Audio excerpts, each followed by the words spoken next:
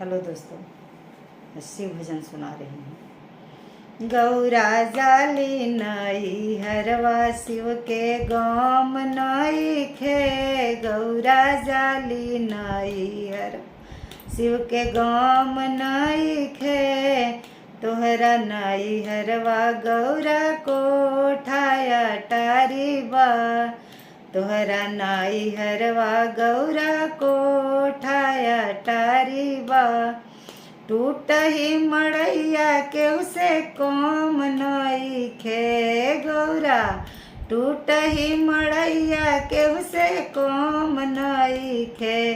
गौरा जाली नई हरवा शिव के गाम नई खे। गौरा जाली नई हरवा शिव के गाम नई खे। गौरा जाली नई हरवा